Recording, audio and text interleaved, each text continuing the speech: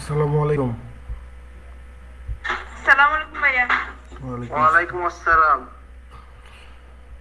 কেমন আছেন আপনারা?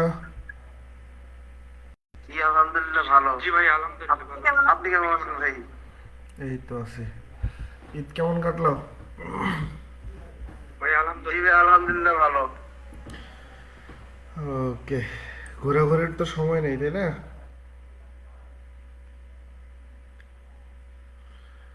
সামনে যেহেতু পরীক্ষা, পড়াশোনা করতে হবে। পড়াশোনা করতেছেন?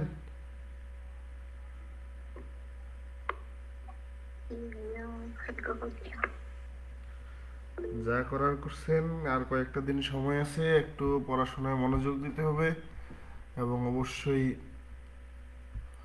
পড়াশোনায় বসতে হবে। এই লাস্ট কয়েকটা দিন রিভিশনগুলো যদি ভালোভাবে দিয়ে দেন, আশা করি ভালো কিছু হবে।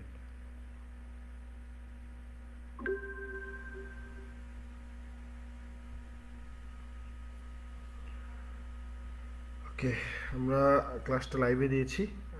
একটু কষ্ট করে সবাই লাইভটা চেক করবেন এবং আপনাদের বন্ধুদের মেনশন করে দেবেন। যারা লাইভে দেখতেছেন একটু জানাবেন সাউন্ড ক্লিয়ার আছে কিনা, স্ক্রিন দেখতে পাচ্ছেন কিনা।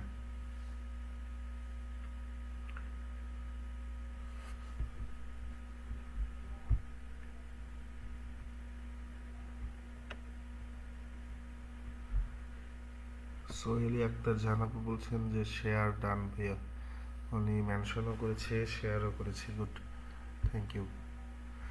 ওকে, আপনারা শেয়ার করতে থাকেন, মেনশন করতে থাকেন। আমরা হচ্ছে এর আগে পড়েছিলাম হচ্ছে আলফ্রেড টেনিসন। আলফ্রেড টেনিসনের কবিতাগুলো ক্লিয়ার হয়েছে? প্রশ্নগুলো বুঝতে পেরেছেন নাকি জি ভাইয়া, ইনশাল্লাহ ক্লিয়ার হয়েছে। পড়ার সময় হয় নাই? পড়ার সময় কি হয়েছে? পড়েছি ভাইয়া। গুড। যারা পড়েছেন আপনাদের অসংখ্য ধন্যবাদ, কারণ পড়তে পারলেই অবশ্যই কি হবে, লিখতে পারবেন। ঠিক আছে।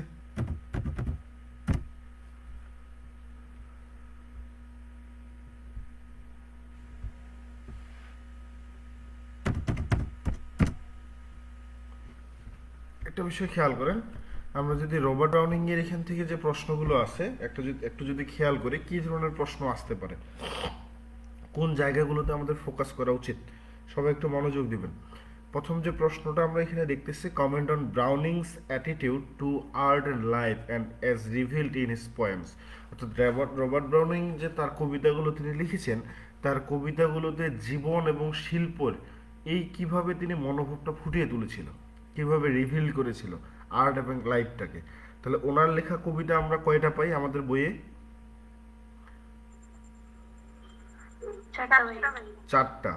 মাই last last ride together, Andrea del Sarto, last ride Fra Lippo Lippi, last my last duchess. Last এই চারটা কবিতা থেকে আমাদের বিষয়বস্তুগুলো লিখতে হবে। তবে এই যে আর্ট অ্যান্ড লাইফ, এই দুইটা বিষয়, শিল্প এবং জীবন, এই দুইটা মানে থিং বা বিষয়বস্তু বা এই জিনিসগুলো আমরা শুধুমাত্র আন্ড্রেডেল শার্টো এবং ফ্রালিপ্পোলিপ্পি এই দুইটা কবিতাতেই মূলত খুঁজে পাবো। তাহলে এই প্রশ্নের উত্তরটা সেই দুইটা কবিতা থেকে আমাদের লেখা উচিত, তাই না? ভাই, এখানে মাই লাস্ট ডাসে সেট করা যাবে না? যায়, কিন্তু মূলত হচ্ছে শিল্পর ব্যাপারটা শুধুমাত্র এই দুইটা কবিতাতে বিশেষ করে ছিল, শিল্প এবং জীবন। কারণ মাই লাস্ট ডাসেস কবিতাটাতে কিন্তু থিমটা আর্ট অ্যান্ড লাইফ না, সেখানে কিন্তু অহংকার এই জিনিসগুলো মানে রিভিল হয়েছে, তাই না? পেন্টিং এর জি ভাইয়া। ব্যাপারটা দিয়ে সেখানে কিন্তু রিভিল করা হয়েছে অন্য কিছু। কিন্তু এই দুইটা কবিতাটাতে যেমন ফ্রা লিপ্পোলিপ্পির জীবনটাই এবং হচ্ছে আন্ড্রাডেল শার্টর জীবনটাই চলে গেছে আর্ট এবং লাইফের উপর, তাই না? জি ভাইয়া। ওকে, নেক্সট যে প্রশ্নটা আছে, how does Browning reflect the Renaissance temper, Renaissance theme বা রেনেসা এজের যে বিষয়বস্তুগুলো কিভাবে তিনি তার কবিতায় ভিক্টোরিয়ান পোয়েট্রিতে এসে তিনি কিভাবে রেনেসার ব্যাপারগুলোকে তিনি নিয়ে এসেছেন, সেই ব্যাপারটা কিন্তু আমরা পাই। এই প্রশ্নটা অনেকভাবে ঘুরিয়ে আসতে পারে। ঠিক আছে, জাস্ট রেনেসা ব্যাপারটা যদি আপনারা দেখেন তাহলেই মূলত ক্লিয়ার করতে পারবেন। রেনেসা অর্থ কি? Revert or revival. রিভাইভাল। ঠিক আছে, তাহলে এই ব্যাপারটা আমরা মূলত ওনার প্রায় প্রত্যেকটা কবিতাতেই কিন্তু দেখতে পাবো। প্রত্যেকটা কবিতাতে আমাদের মানে পুনর্জন্ম বা পুনর্জাগরণ এই জিনিসটা কিন্তু আমরা দেখতে পাবো। এই জন্য এখানে আমরা হচ্ছে 4টা পয়েন্ট থেকেই পয়েন্ট লিখার চেষ্টা করব। তারপর আছে, do you think that Browning in an optimistic elucidate with reference to the poems you have read? বাঁচতে পারে, what is optimism, Browning as an optimistic, এক একভাবে আসতে পারে।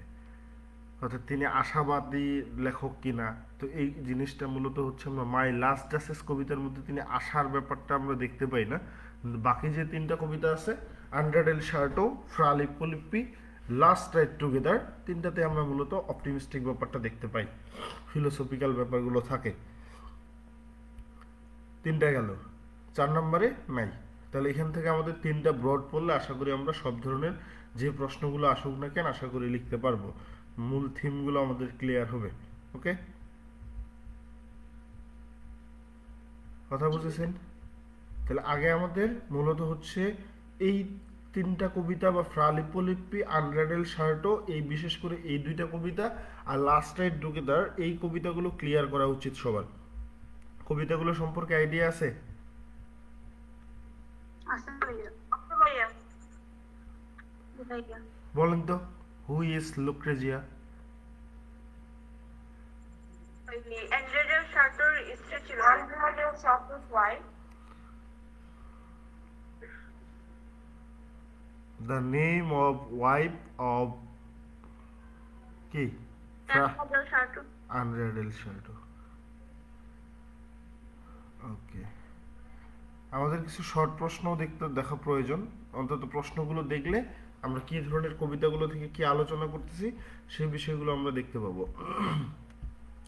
Describe Andrea as a faultless painter. প্রশ্নটা দেখার পরেই এখানে এনার যে কি টপিক নিয়ে এখানে লেখা উচিত সেই বিষয়গুলো আমাদের মাথায় চলে আসার কথা। এরপর হচ্ছে, what philosophy of life do you find in Andrea del Sarto? অর্থাৎ লাইফ অ্যান্ড আর্ট যে ব্যাপারটা, যে থিমটা, সেই বিষয়টা ফুটিয়ে তোলার কথা বলছে। কি দর্শন ছিল সেটা নিয়ে, ফিলোসফিক্যাল কি ব্যাপার স্যাপার ছিল। Critically comment on the cause of failure Andrea as a painter. তিনি একজন পেইন্টার হিসেবে তার ফেইলর বা ব্যর্থতার কি কারণগুলো ছিল।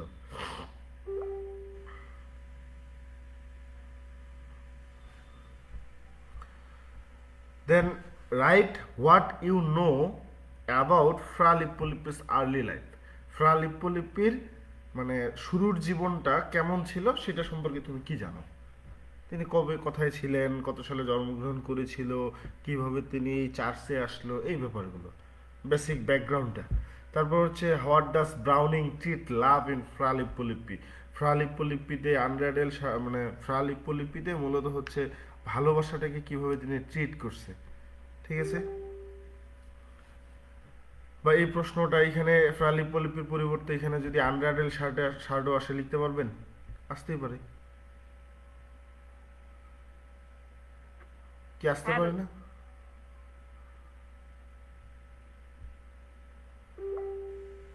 মেবি লাস্ট কোশ্চেন আছে এখানে, এরপরে মেবি আরেকটা আছে এখানে আছে হচ্ছে, examine the nature of ব্রাউনিংস optimism in the last right together. Last right together কবিতায় তিনি হচ্ছে ব্রাউনিং মূলত নেচার নিয়ে কি আশাবাদটা ব্যক্ত করেছিল সেটা মূলত আমাদের পরীক্ষণ করতে বলছে। তারপর হচ্ছে, মাই লাস্ট জাসেস বা ক্যারেক্টার অফ দ্য ডিউক, ওনার সম্পর্কে লিখতে বলছে। Kind of man was the duke of the poem. Last duchess কবিতার ডিউকের ক্যারেক্টারটা কেমন ছিল? এখানে মূলত হচ্ছে প্রায় 7টা শর্ট প্রশ্ন দেওয়া আছে, অর্থাৎ এটা হচ্ছে লং সাজেশন। যে সাজেশনটা পাবলিক করা হয়েছে সেই সাজেশনটা হচ্ছে শর্ট। আমরা প্রিপারেশন ব্যাচে আপনাদের শুরু থেকে বলেছিলাম যে আমরা শর্ট সাজেশনের উপর গুরুত্ব কম দিই, লং সাজেশনটা ফলো করতে বেশি বলি। কি বলা হয়েছে? জি ভাইয়া।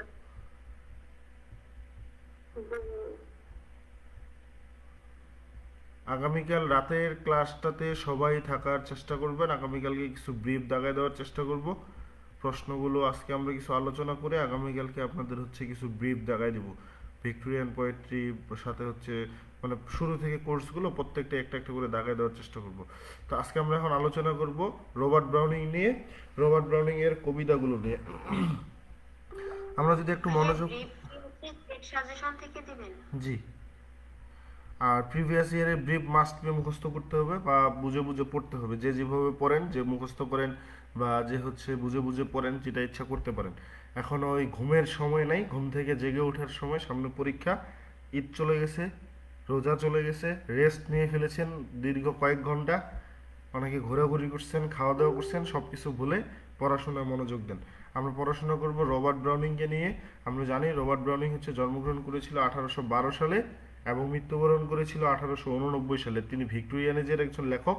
একটা ভিক্টোরিয়ান এজ বা এই ভিক্টোরিয়ান এজটা শুরু হয়েছিল 1832, শেষ হয়েছিল 1900 কত সালে? 1 সালে।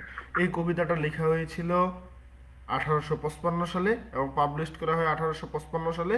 1855 সালে তার বিখ্যাত একটা কাব্যগ্রন্থ পাবলিশড হয়েছিল, ম্যান অ্যান্ড উইমেন। তো এই রবার্ট ব্রাউনিং এর লেখা আমরা ফার্স্ট ইয়ারে একটা পড়েছিলাম, কি ছিল সেটা? The Patriot. সেই কবিতাটাও ম্যান অ্যান্ড উইমেন কাব্যগ্রন্থে প্রকাশিত হয়েছিল। তো রবার্ট ব্রাউনিং হচ্ছে ড্রামাটিক মনোলগ লেখার ওস্তাদ বলা যায়। এই জন্য বলা হয় যে who is the father of dramatic ভাইয়া মনোলগ। এখানে হচ্ছে 4টা কবিতাই তো ড্রামাটিক মনোলগ, তাই না? হ্যাঁ, ড্রামাটিক মনোলগের জনক বলা হয় রবার্ট ব্রাউনিংকে। রবার্ট ব্রাউনিংকে। তো ব্যাপারটা হচ্ছে এই কবিতাটাতে আমি শর্টকাটে আলোচনা করব, কারণ 4টা কবিতা আলোচনা করে কিছু প্রশ্নগুলো আপনাদের বলে দিতে হবে। তো রবার্ট ব্রাউনিং এর এই অন্যতম যে একটা dramatic monologue the last night together নামটা, কবিতার টাইটেলটা শুনেই কিছু আন্দাজ করা যায় যে কবিতাটাতে তিনি দুজন প্রেমিক প্রেমিকার সম্পর্ক এবং তাদের শেষবারের মতো হর্স রাইড বা ঘোড়ায় ভ্রমণের কথা তুলে ধরেছেন।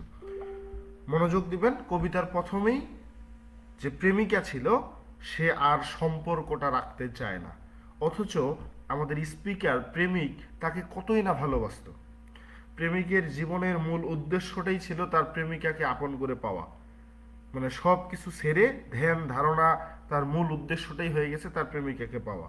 তার জীবনটা এখন উদ্দেশ্যহীন হয়ে গেছে, কারণ তার প্রেমিকা কি চায়? ব্রেকআপ করতে চায়, তাকে আর তার সাথে সম্পর্কটা রাখতে চায় না।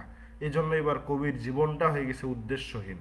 তিনি তার ভাগ্যকে মেনে তিনি এটা স্বাভাবিকভাবেই মেনে নিয়েছে, তাই না ভাইয়া? জি, তিনি তার ভাগ্যকে মেনে নেওয়ার চেষ্টা করেন। তিনি চিন্তা করেন যা থাকার তা তো থেকেই যাবে, যা চলে যাওয়া তা তো চলেই যাবে। তো এইভাবে তিনি তার ভাগ্যটাকে মেনে নেওয়ার চেষ্টা করে। তিনি এখানে অপটিমিস্টিক হয়ে উঠে, আশাবাদী হয়ে উঠে, তার প্রেমিকাকে আশীর্বাদ দিতে থাকে। স্বাভাবিক, একটা সম্পর্ক যখন শেষ হয় তখন এই এতটুকুই বলা হয় যে তুমি আমার থেকে ভালো কাউকে ডিজার্ভ করো। এরকম একটা আশাবাদী হয়ে প্রেমিকাকে আশীর্বাদ দিতে থাকেন। তো বরং এতদিন সেই প্রেমিকা তার জীবনে থাকার জন্য তাকে ধন্যবাদ দিতে থাকেন, যে এতদিন তুমি আমার জীবনে ছিলা, তোমাকে অসংখ্য ধন্যবাদ যে আমার জীবনটাতে যে ভুলগুলো ছিল বা আমাকে তোমার সব দিক থেকে সাপোর্ট করার জন্য। তো এরপরে তিনি তার প্রেমিকাকে লাস্টবারের জন্য একটা অনুরোধ করতে চান। তিনি চান সেই প্রেমিকা তার সাথে শেষবারের মতো একটা হর্স রাইড করুক, ঘোড়ায় ভ্রমণ করুক তার সাথে। এটা হচ্ছে তার শেষ ইচ্ছা তার প্রেমিকার কাছে। স্বাভাবিক একটা ইচ্ছা থাকে। এখনকার তো ডিজিটাল প্রেমে কি করে হয়? লাস্টবারের মতো আমার সাথে একটু দেখা করো, কারণ এখনকার প্রেমগুলোতে তো সরাসরি হচ্ছে ব্রেকআপ হয় না, ব্রেকআপগুলো মোবাইলেই হয়, তাই না? তখন ইচ্ছাটা হয় যে লাস্টবারের জন্য একটু দেখা করো, আর কি হয় এই তো। তো যদি সে রাজি হয়ে যায় তাহলে তার জীবনের সবচেয়ে বড় একটা স্বপ্ন পূরণ হবে বলে কবি আমাদের স্পিকার চিন্তা করে। ক্লিয়ার? জি ভাইয়া। ওকে। তো এই প্রশ্নটা তিনি তার প্রেমিকার উপর, তার লাভারকে প্রশ্ন করে। তো এই বলে তিনি তার লাভারের বা প্রেমিকার উত্তরের অপেক্ষা করতে থাকেন যে তার প্রেমিকা কি বলে। তার প্রেমিকা মাথা নিচু করে থাকে। তখন তিনি তার অবস্থার বর্ণনা দিতে থাকেন। কবি এখানে কবিতায় তার প্রেমিকাকে সেই সময় কিরকম দেখাচ্ছিল। তার চোখ একদম ঘন কালো হয়ে গেছে, তাতে এক ধরনের অহংকার ছিল, এই অপেক্ষা, সে যে কিছু বলতেছিল না, তার কাছে জীবন মৃত্যুর সন্ধিক্ষণ বলে মনে হচ্ছিল, এবং মনে মনে বলতেছিল যে আল্লাহ যেন না না না বলে, এরকম একটা অবস্থা তৈরি হয়ে গেছিল। কারণ যদি রাজি হয় তাহলে তিনি হয়তো বেঁচে থাকবেন, আর এমন একটা সিচুয়েশন যদি না বলে দেয় তাহলে হয়তো তিনি আর কোনো কিছু খুঁজে পাবে না, হয়তো তার মারা যেতে হবে। তো অবশেষে তার প্রেমিকা রাজি হয়, এতে তিনি অসম্ভব একটা খুশি হয়। বাস্তবতার সাথে খেয়াল করে দেখেন, এই ঘটনাগুলো নাটকে বা যদি বাস্তব জীবনে কারোর সাথে এটা ঘটে থাকে, আপনি সেটা সাক্ষী হয়ে থাকেন, অথবা কারোর নিজের জীবনের সাথে এই ধরনের ঘটনা ঘটে থাকে, তাহলে খুব সুন্দরভাবে রিয়ালাইজ করতে পারবেন। ক্লিয়ার? রিয়ালাইজ করা যায়? জি ভাইয়া। তো এবার সময়টা কি ঘটে, যেহেতু রাজি হয়ে গেল, তারা ঘুরতে যাবে, তো এই মুহূর্তে তিনি এবং তার প্রেমিকা খুব কাছাকাছি চলে আসেন, সময়টা তিনি ভীষণ উপভোগ করেন। এর থেকে ভিন্ন কিছু হতে পারত, তার প্রেমিকা নাও রাজি হতে পারত, সেই সব চিন্তা করতেছে যে এর থেকে তো ভিন্ন কিছু হতে পারত, তার প্রেমিকা তো নাও বলতে পারতো, কিন্তু তার সাথে ভালো কিছু হচ্ছে, ঈশ্বর ভালো কিছু চাচ্ছে, আর তার জন্য তিনি ঈশ্বরকে ধন্যবাদ দিচ্ছেন, তার প্রেমিকাকে বারবার থ্যাঙ্কফুল করতেছেন। তো এরপর তিনি কিছুটা ফিলোসফিক্যাল হয়ে যায়, দার্শনিক হয়ে ওঠে। তিনি ভাবেন মানুষ তাদের বা মানুষের তাদের অতীত নিয়ে পড়ে থাকা উচিত নয়, বর্তমান নিয়ে সবসময় চিন্তা করা উচিত, তাদের উচিত জীবনের সামনের দিকে এগিয়ে যাওয়া। এরই মাঝে দুইজনের সেই রাইড, হর্স রাইড শুরু হয়ে যায়। তিনি ভাবতেছেন তার লাভার যদি তাকে ঘৃণা করত তাহলে কি আজকের এই রাইডটা হতো? এই যে একসাথে এখন আমরা রাইড করতে পারতেছি, এটা আমার কাছে তো অনেক বড় একটা গিফট। যদি আমার প্রেমিকা আমাকে ঘৃণা করতো, আমাকে হচ্ছে পছন্দ না করতো, তাহলে তো আমার এই কথাটা শুনতো না। তাহলে অবশ্যই আমার প্রতি তার একটু হলেও দুর্বলতা বা ভালোবাসা আছে, যেটা থেকে শেষবারের মতো হলেও আমার সাথে ঘুরতে বেরিয়েছে।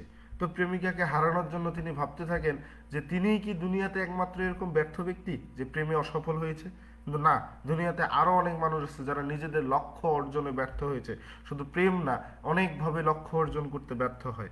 এই বলে এখন তিনি সান্ত্বনা নিচ্ছেন যে এভাবেই তিনি তার ভালোবাসাকে জাস্টিফাই করেন, তিনি তো পুরোপুরি ফেইল্ড হননি, বরং তার প্রেমিকা শেষ কথাটা তো তার শুনেছে, তার সাথে রাইড করতেছে। এখন সে রাইড করতে করতে এইসব কথাগুলো ভাবতেছে, যেটা কবিতায় উল্লেখ করা হয়। তো তিনি বলেন মানুষের জীবন বা মানুষ সবকিছু তার নিয়ম মাফিক বা প্ল্যান মাফিক হয় না। মানুষের জীবনে মানুষ চায় একটা, আর মানুষের জীবনে হয় আর একটা। তিনি তার প্রেমিকাকে তার প্রেমিকাকে পেতে চায় সারা জীবনের জন্য। এই আশাটা তার পূরণ হয়নি, এটা তার পূরণ হবার নয়। তবে এই যে কিছু সময়ের জন্য তিনি তাকে পেয়েছেন, এটাই তার একটা বড় অর্জন। তিনি মনে করেন একজন পলিটিশিয়ান বা একজন সোলজার বা একজন সৈনিক, এর থেকেও তো তিনি বেশি কিছু অর্জন করে ফেলেছেন। তো এরপর তিনি নিজেকে একজন কবির সাথেও তুলনা করেন। এখানে তিনি বলেন একজন লাভার কবিতা না লিখেও যা অর্জন করতে পারেন, একজন কবি সারা জীবন কবিতা লিখেও সেটা অনুভব করতে পারেন না। কবিরা সে খুশি পায় না একজন লাভারের ভালোবাসার মাঝে, একজন লাভার বা একজন প্রেমিক যা পায়, একজন কবি তার কবিতার মধ্যে তিনি সেটা পায় না। এগুলো হচ্ছে তার কল্পনা বা ফিলোসফিক্যাল কথাবার্তা শুরু হয়ে গেছে। স্বাভাবিক, ব্যর্থ হইলে দেবদাস হয়ে অনেক কিছুই করা যায়।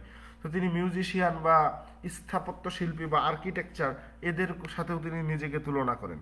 একজন আর্কিটেকচার যেটা আর্ট করে জীবন শেষ হয়ে যায় তার, আর কোনো কিছু সে খুঁজে পায় না। আর একজন মিউজিশিয়ান মিউজিক কম্পোজ করেই তার জীবন পার করে দেয়। তো অল্প সময়ের জন্য হয়তো তারা প্রশংসিত হয়, মানুষের প্রশংসা পায়, কিন্তু তাদের থেকে স্পিকারের লাইফটা অনেক বেটার, কারণ তিনি তার প্রেমিকার সাথে রাইডে বের হয়েছেন, শেষবারের জন্য হলেও ঘুরতে পারতেছেন। অর্থাৎ যা কিছু এখন তার সামনে আসুক না কেন, সব কিছুই নষ্ট বা সব কিছুই আলাদা। তার প্রেমিকার সাথে এই শেষ ভ্রমণটা তার কাছে স্পেশাল। তো এই পর্যায়ে তিনি কিছুটা মেটাফিজিক্যাল চিন্তা ভাবনা করেন। কিন্তু তিনি বলেন এই জীবনে সব কিছু পেয়ে গেলে পরের জীবনে আর কিছুই পাওয়ার থাকবে না। অর্থাৎ অনেকটা সান্ত্বনা দেওয়ার মতো, আমরা নিজেদের মধ্যে নিজেরা যেভাবে সান্ত্বনা খুঁজে পাই, ঠিক এভাবেই যে তিনি বলতেছে যে এই জীবনে যদি আমি সব কিছুই পেয়ে যাই, তাহলে পরবর্তী জীবন বা মৃত্যুর পরে আমার কি হবে, তখন তো আর কিছুই পাওয়ার থাকবে না। তো মানুষ জানে না তার জন্য কতটা মঙ্গলজনক হবে এই এখন অপ্রাপ্তিটা, বা পরের জীবনের জন্য কিছু জিনিস অপ্রাপ্তি থাকাই যে উত্তম, এটা তো আমরা জানি না। তো এই জীবনে তিনি তার প্রেমিকাকে পেলেন না, এই অপ্রাপ্তি হয়তো তার পরের জীবনে তার বিজয়ের কারণ হয়ে দাঁড়াবে। হয়তো পরের জীবনে তিনি এমন কাউকে পাবে যার জন্য তিনি এখন তার প্রেমিকাকে পেল না। তো এতক্ষণ ধরে তিনি এত কিছু বললেন, তার লাভার কোনো কথাই বলে নাই, তবুও তার সঙ্গেই তাকে স্বর্গীয় সুখ এনে দিচ্ছিল। তার সাথে যে ঘুরেছিল, মানে হেঁটে যাচ্ছিল বা ঘোড়ায় ভ্রমণ করতেছিল, এটা তাকে একটা স্বর্গীয় সুখ দিচ্ছিল। তিনি আর স্বর্গে যাবার প্রয়োজন বোধ করতেছিল না। তিনি আকাঙ্ক্ষা করতেছিল এই রাইডটা যদি এভাবেই চলতে থাকে, তিনি এখানে আশা করতে, আশাবাদটাকে নিয়ে আসতেছিল, একটা আশা করতেছিল যে এই রাইডটা যদি শেষ না হয় তবে কতই না ভালো হতো। একটা গান আছে না, এই পথ যদি শেষ না হয় তবে কেমন হতো? তবে কেমন হতো। তো কবির অবস্থাটা হয়েছে এরকম, এই রাইডটা যদি শেষ না হতো, এভাবেই চলতে থাকতো তাহলে কতই না ভালো হতো। হয়তো তারা এইভাবে চলতে চলতে বৃদ্ধ হয়ে যেত, তবুও তাদের ভালোবাসাটা এমনই থাকতো। কিন্তু এই রাইড শেষ হওয়া মানেই দুইজন দুই দিকে চলে যাবে। আর এভাবেই এই দুনিয়াটা কবির কাছে স্বর্গে পরিণত হতো। কিন্তু সেটা তার কল্পনায় শেষ, অর্থাৎ একটা আশা করে গেছেন। কবিতার শেষে তিনি একটা আশাবাদের কথা বলেছেন, একটা অপটিমিজমের কথা বলছেন যে এই রাইডটা যদি এভাবেই চলতে থাকতো তাহলে কতই না ভালো হতো। হয়তো তারা এভাবে বিদ্ধ হয়ে যেত, তবুও তাদের ভালোবাসাটা এমন থাকতো। এভাবেই কবি স্বর্গে পরিণত করতে পারতো পৃথিবীটাকে, কিন্তু সেটা তার জন্য হয়তো হবে না। এই কথাগুলো ফিলোসফিক্যাল চিন্তাভাবনা, মেটাফিজিক্যাল চিন্তাভাবনা, অপটিমিস্টিক, এই সব বিষয়গুলো এখানে ছিল। এবং তিনি এখানে মিউজিশিয়ান, আর্কিটেকচার, পোয়েট, এই সব বিষয়ের সাথে, বা পলিটিশিয়ান, সোলজার, এদের জীবনের সাথে কবিতার জীবনটাকে তুলনা করে গেছেন। বুঝাইতে পারছি? জি ভাইয়া।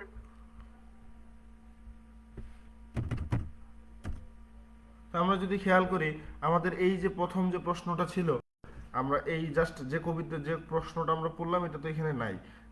দ্বিতীয়টাতে দেখেন, how does Browning reflect the Renaissance temper in his poems. তো রেনেসা টেম্পার বলতে আমরা কি বুঝতেছি? ইন হিজ পোয়েট্রি, তার কবিতায় Robert Browning masterfully reflects the Renaissance temper, a period marked by a revival or classical ideas, humanism and a deep exploration of individual ambition and moral complexities. একটা বিষয় যদি আমরা খেয়াল করি, রেনেসা অর্থটা কি? এবার রিভার্থ, পুনর্জাগরণ, পুনর্জন্ম, এই ব্যাপারটা, তাই না?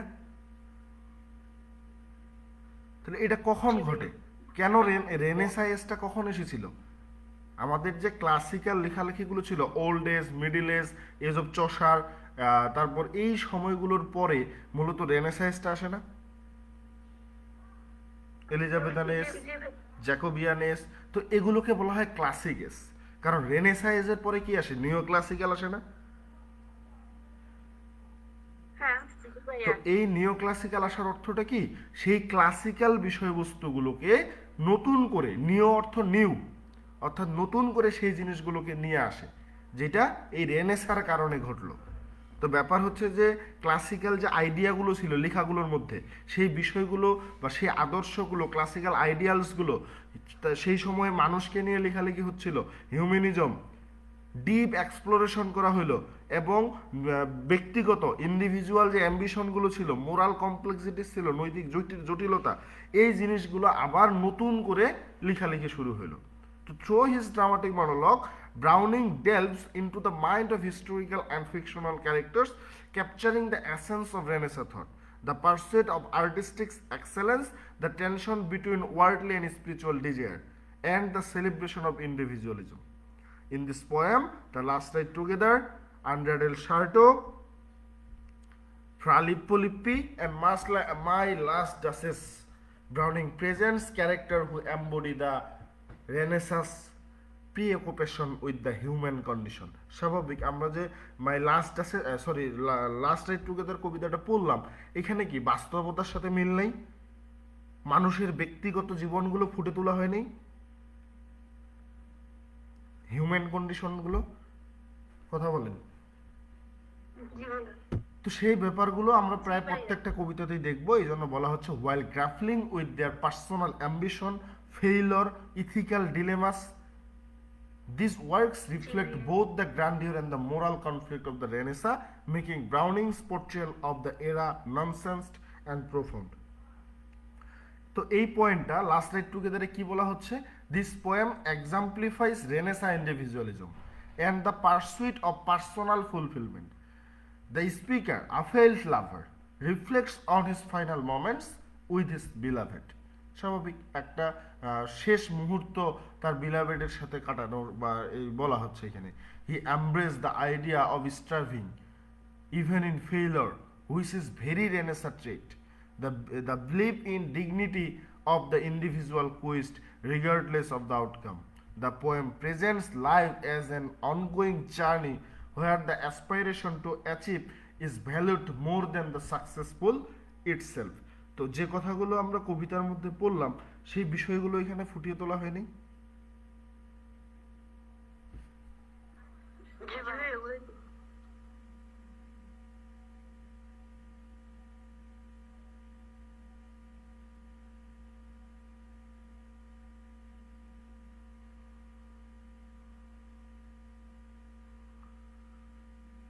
এখন পরবর্তী কবিতাটা আমাদের কি আছে?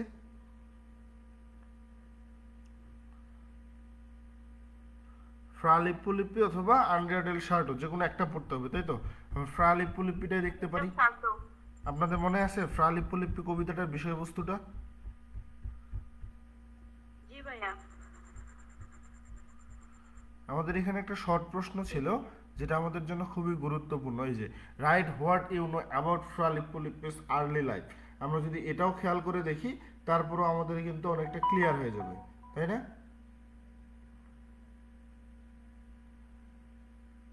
জি ভাইয়া। আমরা এই প্রশ্নটা একটু দেখি তারপর কবিতাটাতে যাই। Fra Lippo Lippi was born in 1406 in Florence, Italy. বলা হচ্ছে ফ্রা লিপ্পোলিপি 1406 সালে ইতালির ফ্লোরেন্সে জন্মগ্রহণ করেন। He had a difficult early life. তার এই যে তিনি একটা কঠিন প্রাথমিক জীবন তার ছিল আর কি শুরুতে। হিজ মাদার ডাইড, তার মা মারা গিয়েছিল। When he was very young, সে যখন খুবই তরুণ বা খুব ছোট ছিলেন তখন তার মা মারা যান। অ্যান্ড এবং আফটার হিজ ফাদার, এবং পরবর্তীতে তার বাবা a butcher also passed away, he became an orphan. বলা হচ্ছে তার মূলত হচ্ছে তার বাবা একজন কসাই ছিল, মারা যাওয়ার পরে তিনি এতিম হয়ে গিয়েছিলেন। এরপরে মূলত হচ্ছে একজন তার বাবা ছিল তিনিও মারা যান, তিনি পেশায় একজন কসাই ছিল, এরপর তিনি এতিম হয়ে যায়। He lived with a family friend but it was not easy situation for him. মূলত হচ্ছে তিনি একটা পারিবারিক বন্ধুর সাথে থাকতেন, কিন্তু এটি তার জন্য একটা সহজ পরিস্থিতি ছিল না। অ্যাট দ্য এজ অফ 15, যার বয়স যখন 15, Fra Lippo Lippi became an apprentice to a famous painter named কি মাসাসিও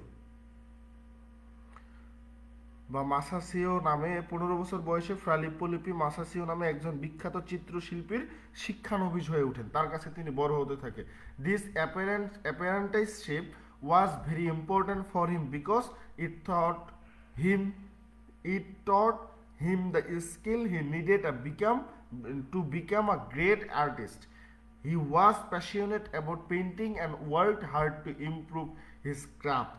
এবং এখানে বলা হয় যে এই শিক্ষানবিশ সময়টা তার জন্য অত্যন্ত গুরুত্বপূর্ণ ছিল, কারণ এটি তাকে একজন মহান শিল্পী হওয়ার জন্য প্রয়োজনীয় দক্ষতা শিখিয়েছিল। তিনি পেইন্টিং সম্পর্কে উৎসাহী ছিলেন এবং তার নৈপুণ্য উন্নত করার জন্য তিনি মূলত কঠোর পরিশ্রম করে যাচ্ছিল। Later he joined a monastery and took the name Fra because which means brother. বলা হচ্ছে যে পরবর্তীতে কি করে, তিনি একটা মঠে যোগদান করে, মোনাস্ট্রিতে, এবং তিনি ফ্রা নামটা নেয় যার অর্থটা হচ্ছে ভাই বা brother. In the monastery he painted many beautiful religious work. তিনি মূলত হচ্ছে এই মঠের মধ্যে অনেক সুন্দর ধর্মীয় কাজকর্ম তিনি আঁকতেন। His paintings were known for their lifelike quality and deep emotion which made them stand out.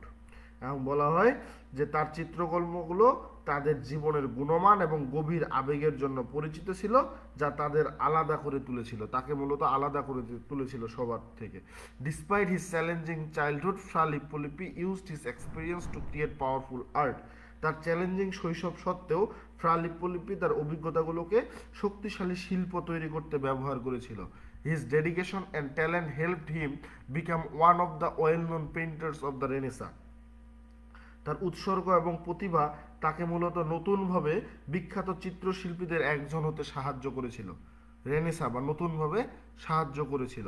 Today people still admire his work for its beauty and ability to express feelings, showing how he turned his struggles into something meaningful. এবং finally বলা হচ্ছে যে সৌন্দর্য এবং অনুভূতি প্রকাশ করার ক্ষমতার জন্য তার কাজের প্রশংসা করে, দেখায় যে কিভাবে তিনি তার সংগ্রামকে অর্থপূর্ণ কিছুতে পরিণত করেছিল। তা আমরা যদি এই কবিতাটা ফ্রা লিপ্পলিপ্পি কবিতাটাতে একটু মনোযোগ দিই, যেখানে আমরা কি কি বিষয়ে পাচ্ছি, ঠিক এই কবিতাটাও মূলত 1855 সালে প্রকাশিত হয়েছিল। এই কবিতাটাও একটা ড্রামাটিক মনোলগ। তো ফ্রা লিপ্পলিপ্পি রবার্ট ব্রাউনিং এর আরও একটা উল্লেখযোগ্য ড্রামাটিক মনোলগ। এই কবিতাটা 1855 সালে মেন অ্যান্ড উইমেন কাব্যগ্রন্থে প্রকাশিত হয়।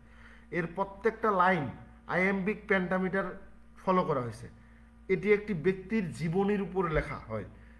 ফ্রা লিপ্পলিপ্পি, ফ্রা অর্থ হচ্ছে ব্রাদার, লিপ্পলিপ্পি একজনের নাম, তার জীবনীর উপর একটা কবিতা লেখা হয়েছিল। অর্থাৎ ব্যাপারটা হচ্ছে, ব্যাকগ্রাউন্ডটা হচ্ছে, একবার রবার্ট ব্রাউনিং ইতালির ফ্লোরেন্সে বেড়াতে গিয়েছিল। সেখানে তিনি ভার্জিন মেরির একটা পেইন্টিং দেখেন, যেটা তাকে মুগ্ধ করেছিল। তিনি চিন্তা করেন যে পেইন্টার এটি করেছে তার জীবন, মানে যে পেইন্টারটা এটা পেইন্টিং করেছে তার জীবন নিয়ে তিনি স্টাডি করবেন, যে এত সুন্দর চিত্র কিভাবে সে তৈরি করতে পারে। তো সে যখন পড়াশোনা করলো, তার জীবন নিয়ে ঘাটাঘাটি করলো, সে দেখলো এই পেইন্টারের নাম হচ্ছে লিপ্পলিপ্পি। তার জীবন নিয়েই ব্রাউনিং ফ্রা লিপ্পলিপ্পি কবিতাটা লিখেন। তাহলে কবিতার শুরুতেই আমরা মূলত লিপ্পলিপ্পিকে একটা ইল রেপুটেড বা রেড জোন অথবা প্রস্টিটিউশন থেকে ওয়াচম্যান বা নাইট গার্ডরা ধরে ফেলে। লিপ্পো ওয়াচম্যানদের জানান তিনি একজন গরিব সন্ন্যাসী, কেরামাইন মনেস্ট্রি নামক জায়গায় একটা উচ্চ পদে অধিষ্ঠিত আছেন, তাই তার সাথে যেন খারাপ ব্যবহার করা না হয়। তিনি তাদেরকে তার কর্মস্থলে গিয়ে ইনভেস্টিগেশন করার কথা বলেন, যেন তারা বুঝতে পারে যে তিনি আসলে কেমন লোক। সন্ন্যাসীরা ওয়াদা করে যে তারা কখনো বিয়ে করতে পারবে না, কিন্তু তাদেরও একটা ফিজিক্যাল নিড থাকে, তাই তারা প্রতি রাতেই এই ব্রথেলে আসে। তিনি সন্ন্যাসীদেরকে ইঁদুরের সাথে তুলনা করেন। ইঁদুররা যেমন যখন তখন যে কোনো জায়গায় চলে যায়, সন্ন্যাসীরাও ঠিক এরকম কাজ করে ফেলে। তো তিনি ওয়াচম্যানদেরকে সাবধান করেন যেন তার সাথে সম্মান দিয়ে কথা বলা হয়। যখন ওয়াচম্যানরা এই ধরনের কথা বলতেছিল, তখন ফ্রা লিপ্পলিপ্পি ওয়াচম্যানদেরকে বলে যে সব সাবধান, যেন আমাকে সম্মান দিয়ে কথা বলা হয়। আর এটাও জানান যে তিনি একজন ভালো পেইন্টার। তিনি বর্তমানে এই যে এখানে কসিমো অব দ্য মেডিসি, এনার বাড়িতে তিনি এই পেইন্টিংয়ের কাজ করতেছিলেন। এই শুনে ওয়াচম্যানরা তাকে ছেড়ে দেয়, কারণ কসিমো অব দ্য মেডিসি এই এলাকার একজন বিখ্যাত ব্যক্তি। তিনি তার সম্পর্কে আরও কিছু বলার চিন্তা করেন। তিনি বিভিন্ন ওয়াচম্যানদের দেখে তাদের ফেসের সাথে কোনো বিখ্যাত ব্যক্তিদের ফেসের মিল আছে সেগুলো বলতে থাকে, যে তোমার সাথে এর মিল আছে, তার সাথে এর মিল আছে। তো একজনকে দেখে বলেন যে তোমার ফেসটা হচ্ছে জুডাসের মতো, আরেকজনকে বলেন তোমার ফেসটা হচ্ছে রাজা হ্যারল্ডের মতো। তিনি তাদের বলেন যে এখনই একটা চক এনে দিলে বা একটা মানে কালির কিছু এনে দিলে তিনি তাদের ছবি এঁকে দিতে পারবেন। আসলে তিনি কত ভালো পেইন্টার সেটাই তিনি বোঝাতে চাচ্ছিলেন। এদের মধ্যে একজন তাকে চিনতে পারেন, ইতিপূর্বে একজন ভালো পেইন্টার হিসেবে তার নাম শুনেছিল তিনি। তারপর তিনি সবাইকে তার জীবনের গল্প বলা শুরু করেন। তিনি যে বাসায় পেইন্টিংয়ের কাজ করতেছিল সেখান থেকে বা দীর্ঘ সময় তিনি পেইন্টিংয়ের কাজ করার কারণে তিনি একঘেয়েমির একটা জীবন কাটাচ্ছিল ওই কসিমো অব দ্য মেডিসির বাসায়। তো জানালার বাইরে হঠাৎ করে 3-4 বা 3 প্রস্টিটিউট বা 3 মহিলার কণ্ঠ শুনতে পেয়ে সে জানালা দিয়ে বাইরে তাকায়। তিনি 3 প্রস্টিটিউটকে দেখেন এবং তাদেরকে দেখে তিনি মুগ্ধ হয়েছিলেন। মুগ্ধ হয়ে তাদের পিছু নেওয়া শুরু করেছিলেন। এক পর্যায়ে তিনি তাদের সাথে একটি জায়গায় গিয়ে কিছু সময় কাটান, গল্প করেন এবং ফেরার পথে তাকে এই ওয়াচম্যানরা ধরে ফেলে। ক্লিয়ার?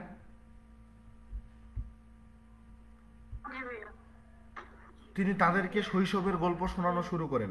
খুব ছোট বয়সেই তার বাবা মা মারা যায়। তিনি অনেক কষ্টে দিন পার করতে থাকেন।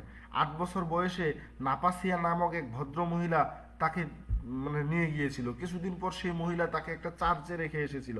তিনি চার্চে থেকেই বড় হয়েছিল, কারণ সেখানে তিনি খাবার পেতে পাচ্ছিলেন। ক্ষুধায় বলা যায় যে ক্ষুধার কষ্ট থেকে মুক্তি পেতেই তিনি সেই চার্চে থাকতে বাধ্য হয়েছেন। চার্চের কাজে তার তেমন মনোযোগ ছিল না, তিনি পেইন্টিং করতে ভালোবাসতেন।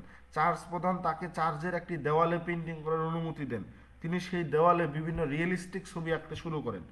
এই ছবিগুলোর তখনকার সময়ের চার্চের বাস্তব চিত্র এবং চার্চের ভিতরের দুর্নীতি তিনি সূক্ষ্মভাবে ফুটিয়ে তুলেছিলেন।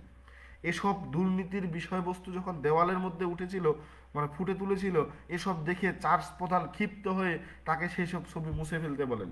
তিনি মনে কষ্ট নিয়ে সেই ছবিগুলো মুছে ফেলেন, কারণ সে সময় চার্চের বিরুদ্ধে যাওয়ার মতো ক্ষমতা তার ছিল না। এখন তিনি অনেক খ্যাতি অর্জন করেছেন। তিনি 6 মাস পর চার্চের জন্য নতুন ছবি আঁকতে চান, যেখানে ভার্জিন মেরির ছবি থাকবে এবং কিছু অ্যাঞ্জেল তাকে কাভার করে থাকবে চারদিক থেকে। তার বিশ্বাস এই ছবি তার জন্য অনেক প্রশংসা বয়ে আনবে। সবশেষে তিনি অনিচ্ছাকৃত ভুল হয়ে থাকলেও তার জন্য ওয়াচম্যানদের কাছে ক্ষমা চেয়ে বিদায় নেয়। তবে এখানে কিছু কথা আমি হাইড করার চেষ্টা করেছি। ব্যাপারটা হচ্ছে যে আর একটু ক্লিয়ার করলে বলা যায় যে এই যে তিনি ছবিটা আঁকতে চাচ্ছে, ভার্জিন মেরির ছবি থাকবে, চারদিক থেকে অ্যাঞ্জেল তাকে কাভার করে রাখবে এবং নিচের দিকে পায়ের এখানে বসে থাকবে জেসাস ক্রাইস্ট। এই ছবিটা যে তিনি আঁকতে চাচ্ছে কেন? কারণ তিনি এই যে রেড জোনে প্রবেশ করেছিল, প্রস্টিটিউটদের কাছে গিয়েছিল, যাওয়ার কারণে তার যে পাপ হয়েছে সেই পাপের প্রায়শ্চিত্ত করার জন্য তিনি বিনামূল্যে চার্চের দেওয়ালে এই পেইন্টিংগুলো করে দিতে চেয়েছিলেন। বুঝতে পেরেছেন? জি ভাইয়া। কারো কোনো প্রশ্ন আছে?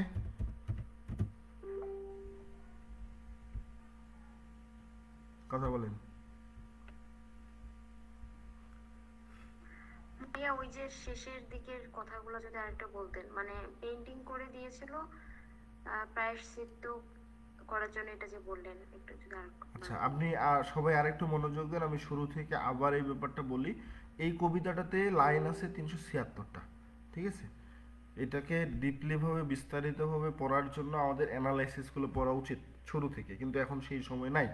তো আমি আবার শুরু থেকে বলি, একটু গুছিয়ে বলার চেষ্টা করি বিস্তারিতভাবে। ফ্রা লিপ্পো বিখ্যাত ইতালীয় চিত্রশিল্পী ছিল। তিনি জন্মগ্রহণ করেছিল 1412 সালে ইতালির ফ্লোরেন্সে। তার পিতা ছিল একজন কসাই। লিপ্পো 2 বছর বয়স থেকেই পিতৃমাতৃহীন। তার এক চাচি, পাতানো চাচি, তাকে নিজের কাছে নিয়ে যান এবং তার চাচির কাছে তিনি লালন পালিত হয়। 8 বছর বয়সে তাকে মঠ বা মোনাস্ট্রিতে পাঠানো হয়। পরবর্তীতে সেখানে তিনি একজন চিত্রশিল্পী হিসেবে খ্যাতি অর্জন করে। পরে লিপ্পো সেন্ট কুইরিকোর রেক্টর নিযুক্ত হন সেই চার্চের মধ্যে এবং 1449 সালে কাজ করা অবস্থায় বা কাজ শেষ করে এরকম একটা অবস্থায় তিনি মৃত্যুবরণ করেছিলেন। এটা হচ্ছে তার সংক্ষিপ্ত জীবন। তো কবি রবার্ট ব্রাউনিং তার এই ফ্রা লিপ্পো কবিতায় মঠের সাধু হিসেবে পরিচিত একজন বিখ্যাত চিত্রশিল্পীর শহরের নৈশ প্রহরীর হাতে ধরা পড়ার চিত্র তুলে ধরেছেন এই কবিতায়। চিত্রকর লিপ্পো শহরের মূলত হচ্ছে রেড জোন এরকম একটা তাদের পাল্লায় পড়ে গিয়ে নৈশ প্রহরীর হাতে ধরা পড়েন। প্রহরীর হাতে ধরা পড়ার পর সেই প্রহরীকে তার নিজের জীবনের গল্প শোনায় কিভাবে অযত্নে অবহেলায় কেটেছে তার শৈশব। একজন চিত্রশিল্পী হিসেবে বিপুল খ্যাতি অর্জন করার পরও অভিজাত সমাজে উঠতে পারেনি সে। গির্জার দেওয়ালে ছবি আঁকতে গিয়ে লিপ্পো মানবিক দিকের প্রকাশ ঘটিয়ে মঠের সাধুদের বিরাগভাজন হয়, তাদের রাগের কারণ হয়ে ওঠে। লিপ্পো প্রহরীকে বলে সাধুজনেরাই জগতে অপরাধী সাব্যস্ত হয় আর দুষ্ট লোকেরা বা দুষ্টেরা পার পেয়ে যায়। মোট কথা কবি এখানে লিপ্পোর মর্ম বেদনার রূপটাকে, অবহেলিত মানুষের কষ্টের দিকটাকে তুলে ধরেছেন। ইতালি ভ্রমণকালে কবি ফ্লোরেন্সে এক বিখ্যাত গির্জায় লিপ্পোর অঙ্কিত সেই ভার্জিন মেরির ছবিটা প্রত্যক্ষ করেন। একটু আগে বলেছিলাম যেই ভার্জিন মেরির ছবি সে কিসের জন্য আঁকতে চেয়েছিল? প্রায়শ্চিত্ত করার জন্য। সেই ছবিটা মূলত আমাদের রবার্ট ব্রাউনিং দেখেছিল। মেরিকে চিনেন না? নাম শুনেন নেই? জেসাস ক্রাইস্টের মা ছিল। জেসাস ক্রাইস্ট বা যীশু খ্রিস্টকে আপনারা কোন নবী হিসেবে চিন্তা করেন? ওনার মায়ের নাম কি? কি নাম? মরিয়ম, মেরি নাকি যেন নাম না? হ্যাঁ, মরিয়ম নাম। তো ওনাকে হচ্ছে খ্রিস্টানরা মেরি বলে নাম ডাকে, ঠিক আছে? এবং উনি যে যীশু খ্রিস্টকে জন্ম দিয়েছিল, যেটা হচ্ছে বলা হয়, এই জন্য ওনাকে ভার্জিন মেরি বলা হয়, কারণ উনি অবিবাহিত ছিল, এরকম কিছু মনে হয়েছিল নাকি আমি জানি না, আমার সঠিক মনে নেই। জি ভাই এরকমই ছিল, পিতা ছাড়া জন্মগ্রহণ করেছিল। হ্যাঁ, পিতা ছাড়া জন্মগ্রহণ করেছিল, এই জন্য ওনাকে ভার্জিন মেরি বলা হয়। ঠিক আছে, বুঝেছেন? জি ভাইয়া। তো এই জিনিসটাই মূলত হচ্ছে তিনি প্রায়শ্চিত্ত স্বরূপ ওই ফ্লোরেন্সে তিনি ছবিটা আঁকতে চেয়েছিল, এঁকেছিল আর কি। সেই ছবিটাই রবার্ট ব্রাউনিং দেখেছিল, দেখার পরেই মূলত তিনি হচ্ছে খোঁজাখুঁজি করে যে এই ছবিটা কে এঁকেছিল, তারপর তার জীবন নিয়ে এখানে লেখালেখি হয়। তো সেই ছবিটা সে দেখে, পরবর্তীতে লিপ্পোর জীবন কাহিনী অবলম্বনে এই দীর্ঘ কবিতাটা তিনি রচনা করেন। তো লিপ্পো রাতের বেলা এগুলা আগের তার জীবন কাহিনী পড়ে সেখান থেকে তিনি কবিতাটা লিখেন যে রাতের বেলা শহরের প্রহরীদের কাছে ধরা পড়ে নিজের পরিচয় দিচ্ছেন সে মঠের একজন সাধু হিসেবে। তো লিপ্পো রাতের বেলা পথচারী পতিতার পিছু নেওয়ার মতো অপকর্ম করতে গিয়ে এই সংকটে পতিত হয়। সে আসলে তাদেরকে জানায় যে আসলে ক্যারামাইন্স ক্লোয়েস্টার বা কারমাইন্স ক্লোয়েস্টার, CARMINE কারমাইন্স ক্লোয়েস্টার, CLOISTER, এই কারমাইন্স ক্লোয়েস্টারের এটা একটা হচ্ছে চার্চ, মানে ওই যে মঠের নাম, সেখানকার সন্ন্যাসী সে। আর এই মুহূর্তে সে Cosimo of the Medici, COSIMO, Cosimo of the Medici, MEDIC এর প্রাসাদে তিনি অবস্থান করতেছেন। সেই পাহারাদারদের ব্যবহারে খুবই বিরক্তি হয় সে। সেই পাহারাদারদের দলনেতাকে বলে তার উচিত তার যে আরও সহযোগী যারা আছে তাদের ব্যবহার ও আচরণে শিক্ষা দিতে। সে তাদেরকে জানায় সে একজন মানে চিত্রশিল্পী বটে, কেউ যদি তাকে একটা কয়লার টুকরাও এনে দেয় তাহলে সে তার ছবি হুবহু এঁকে দিতে পারবে। সে বিশ্বাস না করলে আজকে কিভাবে সে এখানে এসেছে তার কাহিনীটা সে বলতে চায়। সে তাদেরকে জানায় কসিমো অব দ্য মেডিসিয়ের প্রাসাদে 3 সপ্তাহ ধরে বিভিন্ন সাধু সন্ন্যাসীর চিত্রকর্ম তিনি এঁকে চলতেছেন। সেই রাতে একটু তাজা বাতাস নেওয়ার জন্য জানালা দিয়ে মাথা বের করে এবং নারী পুরুষের আনন্দিত কণ্ঠস্বর শুনতে পায়। এক সময় 3 জন পতিতার উপর তার চোখ পড়ে। শয়তানি মাথাচাড়া দেয় তার মধ্যে এবং তাদের পিছনে এসে সে যখন বাড়ি ফিরে যাচ্ছিল প্রহরীদের হাতে ধরা পড়ে। তো ব্যাপারটা হচ্ছে যে একজন সন্ন্যাসী হিসেবে সে তো এরকম রেড জোনে বা পতিতাদের পিছু নেওয়ার কথা ছিল না, কারণ তারা তো হচ্ছে বিয়ে করে না, তারা হচ্ছে অনেকটা ব্রহ্মচারীর মতো, তাই না? জি ভাইয়া। তো এই জন্য প্রহরীরাও মূলত হচ্ছে এরকম তো হওয়ার কথা না। শেষে প্রহরী প্রধান একেবারে ছোটবেলা থেকে তার জীবনের কাহিনী বর্ণনা করে তার কাছে, কিভাবে সে তার বাবা মাকে হারিয়েছে, কিভাবে অখাদ্য কুখাদ্য খেয়ে জীবন পার করেছে সেই বর্ণনা দেয়। এক সময় তার সেই আন্টি চাচি তাকে তুলে নিয়ে যায়, পরে এই কনভেন্টে দিয়ে দেয়। সেখানে সে তেমন কাজ করতে পারতো না, তার গুরুরা তাকে ল্যাটিন ভাষা শেখাতে চেয়েছিল, কোনো কাজ হয় নাই। সে সারাদিন সেখানে যা কিছু পেত শুধু আঁকাআঁকি করতো। তার অঙ্কনের মাঝে বাস্তবতা ফুটে উঠতো বলে সাধুরা তাকে প্রশংসা করত। কাহিনী বর্ণনা করতে গিয়ে লিপ্পো শিল্পকথা ও মানব জীবনের অর্থাৎ আর্ট অ্যান্ড লাইফ এইসবের নানা সংকটের দিকটা তুলে ধরেছেন। তিনি বলেছেন শুধু দেহ সর্বস্ব শিল্প কোনো কিছুই নয়। একটা চিত্র আঁকবো, সেখানে জাস্ট হচ্ছে মানুষের ছবিটা থাকবে, এটা কোনো শিল্প হতে পারে না।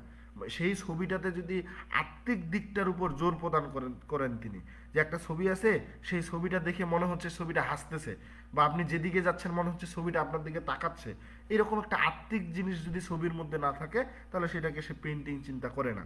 নিখুঁতভাবে মানুষের হাত পা নাক মুখ অঙ্কন করতে পারলেই তা মহৎ শিল্পর প্রকাশ ঘটায় না। শিল্পকর্মে যদি আত্মিকতার ছায়াপাত না ঘটে তাহলে সেটা কোনোভাবে কোনো পেন্টিং হয় না। তিনি সাধু অ্যাঞ্জেলিকো ও সাধু লরেঞ্জো অর্থাৎ ব্রাদার অ্যাঞ্জেলিকো এবং ব্রাদার লরেঞ্জোর মতো বড় শিল্পী হতে চান। আর এর জন্য দরকার শিল্পকর্মকে আত্মিকতা বা স্পিরিচুয়ালাইজ পূর্ণ করা। কারণ আমরা অ্যান্ড্রিয়া ডেল সার্টো কবিতাটা পাবো, সেও মূলত কবিতার মধ্যে কি পাচ্ছিল না? আত্মিকতা বা স্পিরিচুয়ালাইজ জিনিসটা করতে পারতেছিল না।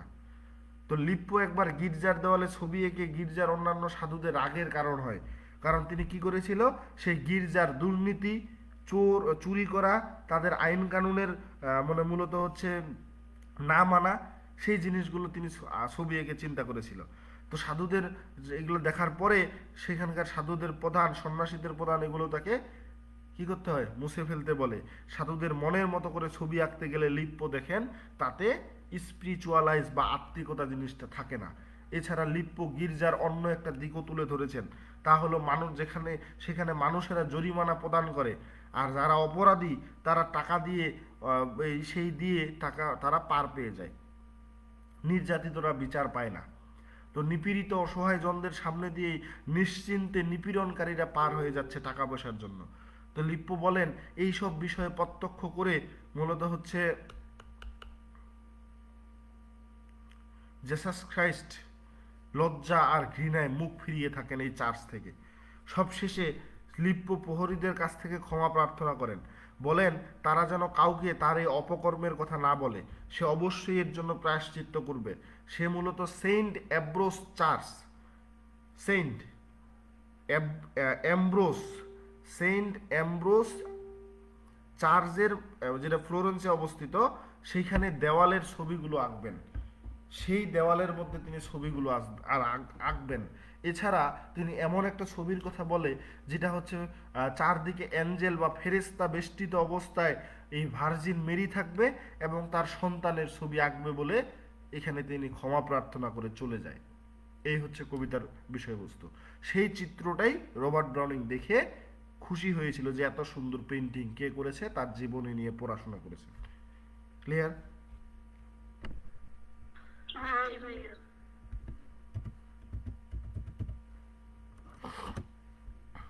আর একটা যে কবিতা আছে সেটাও আমাদের অনেকটা এই পেইন্টিং বিষয়বস্তু নিয়ে, আন্দ্রেয়া ডেল সার্টো। এই কবিতাটাও আমাদের এই পেইন্টিং ব্যাপার স্যাপার নিয়ে। হ্যাঁ, তো এই কবিতাটা মূলত হচ্ছে একটা ড্রামাটিক মনোলগ। এটাও এটা মূলত পাবলিশড হয়েছিল 1885 সালে। কত সালে? সরি, 1855 সালে ম্যান অ্যান্ড উইমেন কাব্যগ্রন্থে।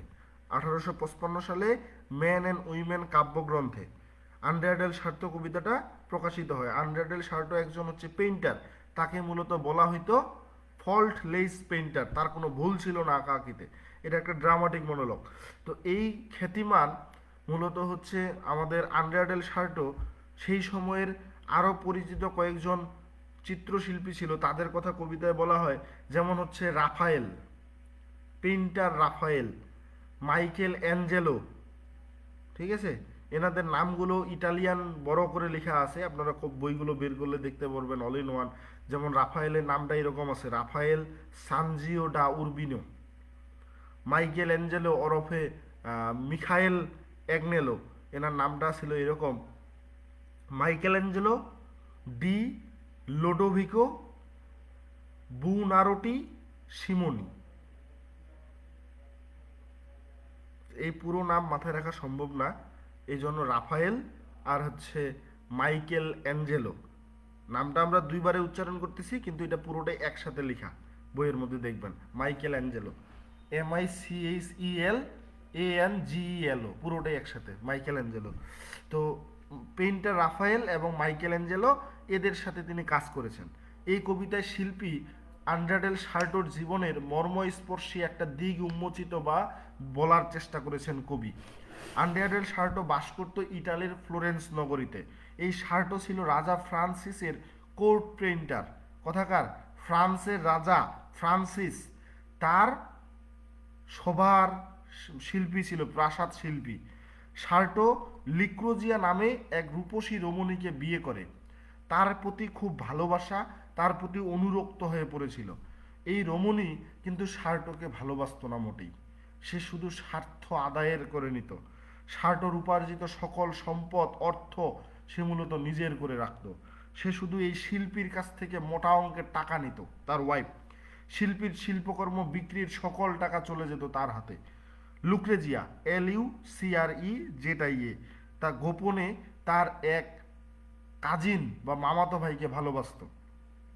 লুক্রেজিয়া একবার আবদার করে তার প্রেমিক ভাইয়ের জন্য বেশ কয়েকটা ছবি এঁকে দিতে বা পেইন্ট করে দিতে।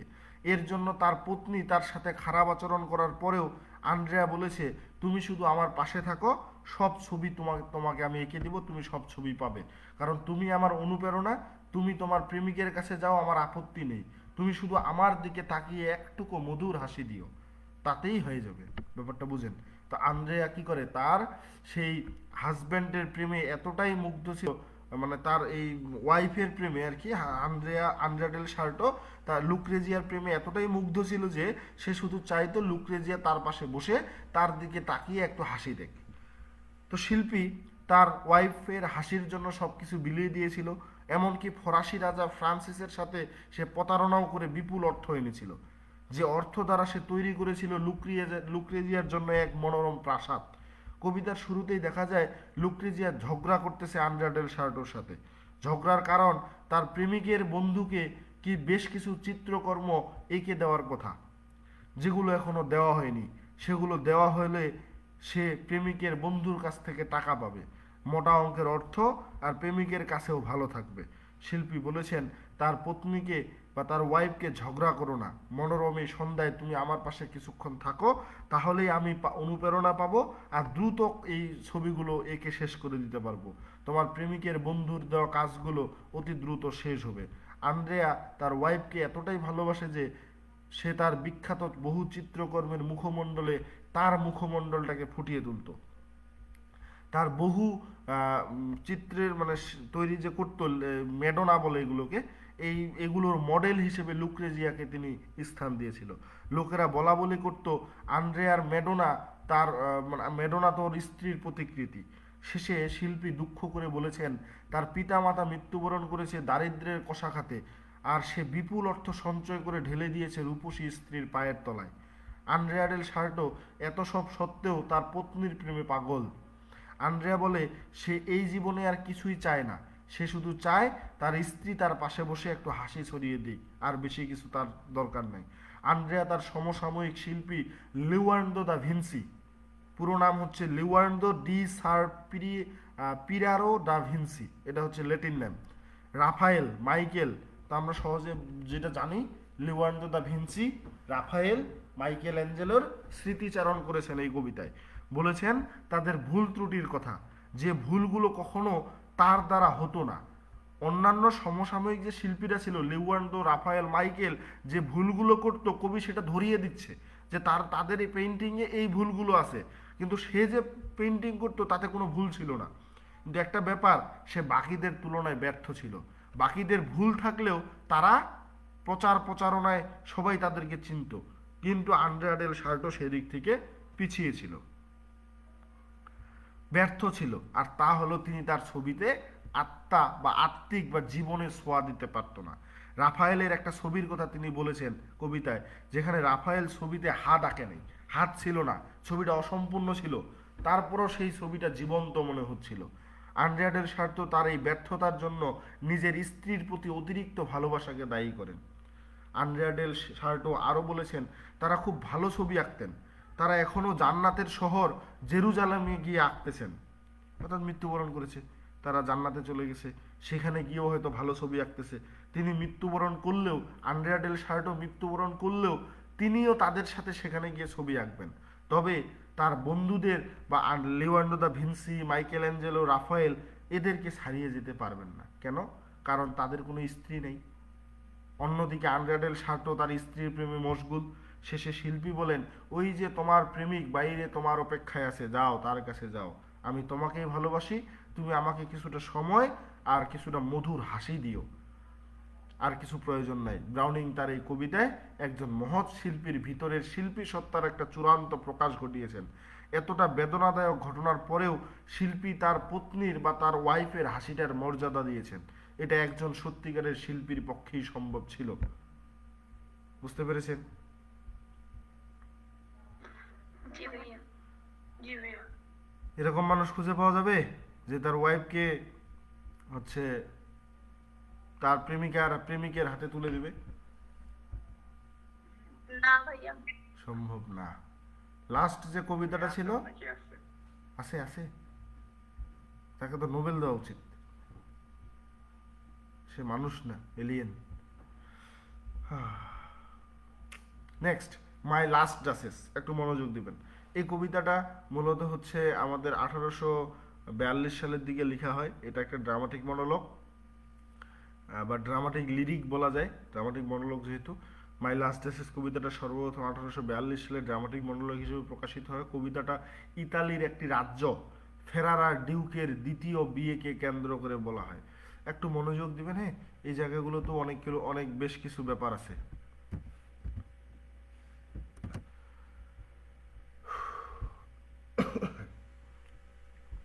তো এই কবিতাটা এইভাবে মূলত লেখালেখিগুলো হয়।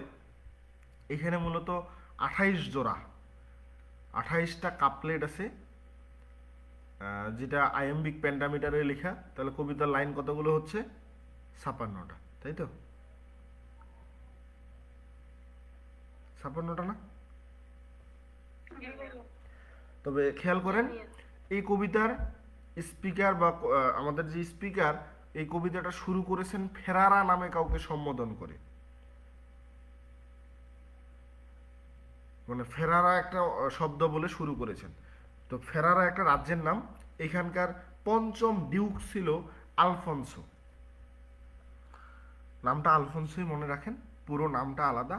আলফোনসো দ্য সেকেন্ড ইস্টে, এরকম আর কি, D'EST।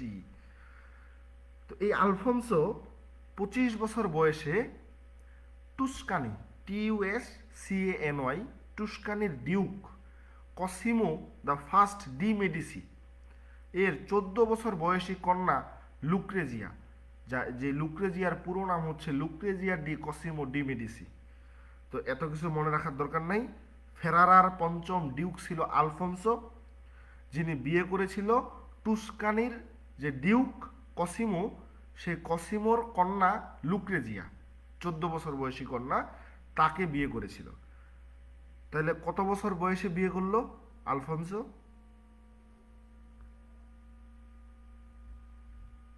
বলেন, কত বছর বয়সে বিয়ে করলো? 25। কত বছর বয়স ছিল লুক্রেজিয়ার যখন বিয়ে হয়? 14। মনে রাখবেন, এখানে কিছু বেসিক বিষয় বুঝতে আছে তো। 14।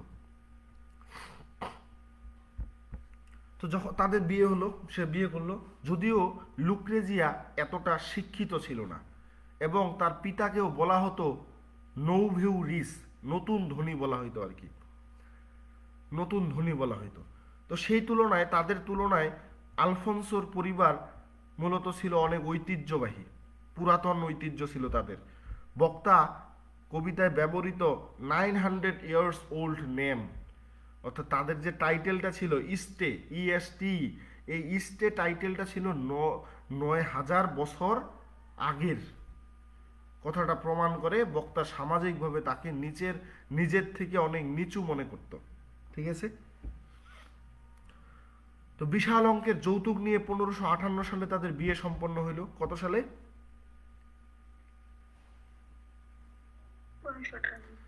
বিয়ের 2 বছরের মাঝে ডিউক আলফোনসো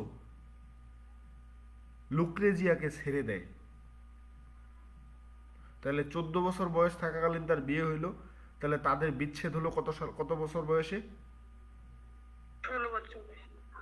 16 বছর বয়সে। এবং তার 1 বছর পরে সেই লুক্রেজিয়া মারা যায়। তাহলে কত বছর বয়সে মারা গেল? 17 বছর। অনেক ক্রিটিক বা অনেকেই ধারণা করত তাকে বিষ খাইয়ে হত্যা করা হয়েছিল। কি করেছিল? বিষ খাইয়ে হত্যা করা হয়েছিল। ডিউক একা হয়ে গেল। ডিউক তখন ফার্ডিনান্ড এর কন্যা বারবারাকে বিয়ে করতে চান বা বিয়ে করেন। এটা হচ্ছে লুক্রেজিয়া থাকা অবস্থায় বা পরবর্তীতে, এই সময়টা এটা ক্লিয়ার করে বলা হয় না, বিয়ে করেন। অপরদিকে এই বিয়ের মূলত ঘটক ছিল নিকোলাউস মাদ্রুস, এই বিয়ের ঘটক ছিল। তো কবিতায় আমাদের যে বক্তা কথা বলতেছে কার সাথে? একজন স্পিকার লাগবে, মানে লিসেনার লাগবে। সেই লিসেনার ছিল হয়তো এই নিকোলাস মাদ্রুস। এই নিকোলাস মাদ্রুসের সাথেই হয়তো কথা বলতেছিল। কবিতাটাতে আরো 2টা কল্পনায় চরিত্র ছিল, তারা হচ্ছে ফ্রা প্যান্ডলভ আর ক্লাউস অফ ইন্সবার্গ। কবিতার ঘটনাটা ঘটেছিল ইতালির রেনেসাঁ যুগে। স্পিকার অর্থাৎ ডিউক অফ ফেরারা জনাব আলফোনসো দ্য সেকেন্ড তাদের পারিবারিক ঘটককে তার মৃত স্ত্রীকে নিয়ে কথা বলতেছিলেন। অর্থাৎ কাকে নিয়ে কথা বলতেছিল? আলফন্সো মূলত বিয়ে করেছিল, প্রথম যে বিয়ে করলো লুক্রেজিয়া, তার সম্পর্কে। অর্থাৎ এই যে ফার্ডিনান্ডের কন্যা বারবারা বিয়ে আর এই বারবারাকে বিয়ে করার যে কথাবার্তা চলতেছিল, সেইখানে ঘটক হিসেবে ছিল নিকোলাস মাদ্রুস। এই বিয়ের ঘটক তার বাড়িতে এসেছিল। ক্লিয়ার? জি ভাইয়া। তো এবার হচ্ছে এই ফেরারা আলফোনসো পারিবারিক ঘটককে তার মৃত স্ত্রীকে নিয়ে কথা বলতেছিল। বলতেছিলেন যে এমন সময় যখন তার স্ত্রী মৃত আর তিনি সিঁড়ি দিয়ে নিচে নামতেছিল, তার হবু শ্বশুর ছিল টাইরল, ছবি দেখাচ্ছিল আর কি, এর সাথে বিয়ের ব্যাপারে চুক্তি পাকা করতে। অর্থাৎ টাইরল ছিল তার হবু শ্বশুর, কার? আলফোনসোর। ঠিক আছে? তো কথা বলতে বলতে বলতে একটা শিল্পকর্মের সামনে তারা আসে। স্পিকার পর্দা সরিয়ে একটা মহিলার পেন্টিং বাইর করে, শ্রোতাকে বসে বসে দেখতে বলেন এবং পরিচয় করিয়ে দেন যে এটা হচ্ছে তার মৃত স্ত্রী, অর্থাৎ এটা লুক্রেজিয়ার একটা চিত্রকর্ম ছিল, চিত্র বা পেন্টিং ছিল। কবিতাটা পড়লে মনে হয় এটা সামান্য সময়ের কথোপকথন, কিন্তু এই সামান্য কথার মাঝেই প্রকাশিত হয়েছে সেই যুগের ধনী মানুষের মুখোশের আড়ালে লুকিয়ে থাকা নিকৃষ্ট চেহারা। প্রকাশিত হয়েছে তাদের দ্বারা নিপীড়িত হিংসা, অহংকার, দুর্নীতি, হত্যা ও যৌতুকের লোভ। এই কবিতার মাধ্যমে সমাজের মানুষের উঁচু নিচুর পার্থক্যটা ফুটিয়ে তোলা হয়েছে। আমাদের স্পিকার কথা শুরু করেন ফ্রা পেন্ডেলোপের কথা বলে। তাকে ফ্রা বা ভাই সম্বোধন করে শ্রোতাকে বোঝাতে চান শিল্পীদের সাথে তার সখ্যতা ছিল। ফ্রা পেন্ডেলোপ একজন বিখ্যাত পেইন্টার ছিল, তিনিই মূলত এই ছবিটা এঁকেছে। বুঝেছেন? জি ভাইয়া। তো তিনি বলেন যে এই সকল ছোটোখাটো বিষয় এত গুরুত্ব দিয়ে তিনি মূলত দেখেন না, এটা অহংকার বোধ বোঝায়। এই যে ছোটোখাটো বিষয় নিয়ে তিনি চিন্তা ভাবনা করে না। তিনি এত শক্তিশালী একজন ব্যক্তি যে তার স্ত্রীর গালে যে লাল দাগ দেখা যাচ্ছে সেটা আসলে কি, সেই প্রশ্ন করার সাহস পাচ্ছিল না। সে এতটাই নিচু ও ভয়ঙ্কর মন মানসিকতার লোক যে তার স্ত্রী যদি কারো দিকে তাকাতো তাহলে সেটাকে সে যৌন আকাঙ্ক্ষার দৃষ্টি মনে করত। এরপর আরও দম্ভ ভরে সে বলেন তার পরিবারের 900 বছরের ঐতিহ্য আছে, 900 ইয়ার্স, যেটার মূল্য বোঝার ক্ষমতা তার এই রিসেন্ট মারা যাওয়া ডাসেস বা তার মৃত স্ত্রীর ছিল না। যে এতদিনের একটা ঐতিহ্য, তার মধ্যে একটা গম্ভীর একটা অহংকার থাকবে, সেই জিনিসটা লুক্রেজিয়ার মধ্যে ছিল না। তার স্ত্রীর গাল, কথা বলা, লজ্জা পাওয়া অথবা রোদ পোড়া ইত্যাদি বিভিন্ন কারণে লাল হতে পারে। অর্থাৎ ব্যাপারটা হচ্ছে আমাদের স্পিকার এখানে বলে যে এই তার ওয়াইফ লুক্রেজিয়ার গালে মূলত লাল লাল দাগ দেখতে পাচ্ছে পেইন্টিংয়ের মধ্যে। তো যেই ফ্রা প্যান্ডেলভ এই চিত্রটা এঁকেছে সে খুব সুন্দরভাবেই এই চিত্রটাতে তিনি লুক্রেজিয়াকে ফুটিয়ে তুলেছেন সেই সময়ের যেরকম ছিল। ঠিক আছে? তো এখন এই কথাটা যখন মানে কথা বলা শুরু করে গল্পের মধ্যে, তখন হচ্ছে মূলত আলফোনসো বলার চেষ্টা করে হয়তো এই সময় ছবি আঁকার সময় কোনোভাবে লজ্জা পেয়েছিল বা তার গালের মধ্যে রোদ পড়েছিল, এই কারণে লাল হতে পারে, এখানে অন্য কিছু না। কিন্তু সে এতটাই নির্লজ্জ চিন্তার অধিকারী ছিল যে এটা নিয়েও সে সন্দেহ করত। পরবর্তীতে যখন মূলত সে দেখেছিল পেন্টিংটা যেখানে কেন লাল, মানে ছবিটা যখন আঁকা হয়, ফ্রা পেন্ডেলভ যখন এঁকেছিল তার ওয়াইফকে সে জিজ্ঞেস করে, অর্থাৎ আলফোনসো ছবিটা আঁকার বা পেন্টিংটা আঁকার কিছু সময় পর লুক্রেজিয়াকে জিজ্ঞেস করে এই ছবিটাতে তোমার গালের মধ্যে কেন লাল। বুঝেন? তো এটা তো অনেক কারণে লাল হতে পারে, তাই না? কিন্তু এটা নিয়েও সন্দেহ করেছিল। কিরকম সন্দেহ?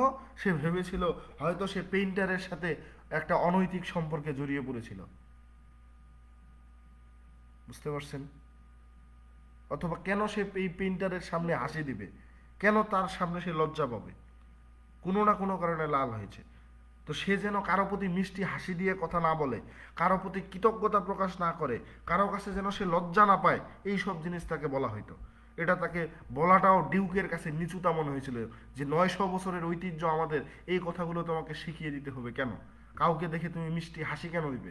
তোমার অহংকার থাকবে কেন? তুমি কৃতজ্ঞতা প্রকাশ করবে? কারণ সবাই তোমার থেকে নিচু শ্রেণীর মানুষ এখানে, কেন কারো থেকে তুমি লজ্জা পাবে? এই সব কথাগুলো সে ঘটকের সামনে, যে এই সমস্যাগুলো ছিল তার পূর্বের ওয়াইফের কাছে। ঠিক আছে? তাই সে এক আদেশেই মূলত হচ্ছে তাকে বের করে দিয়েছিল, তাকে থামিয়ে দিয়েছিল, তাকে হত্যা করে দিয়েছিল, অথবা তার সাথে বিচ্ছেদ ঘটিয়েছিল। অর্থাৎ এখানে বলা হয়েছে তাকে একেবারে থামিয়ে দিয়েছে। এখন থামিয়ে দিয়েছে বলতে তাকে মেরে ফেলেছে না কি করেছে এটা বলা হয়নি নিশ্চিত করে।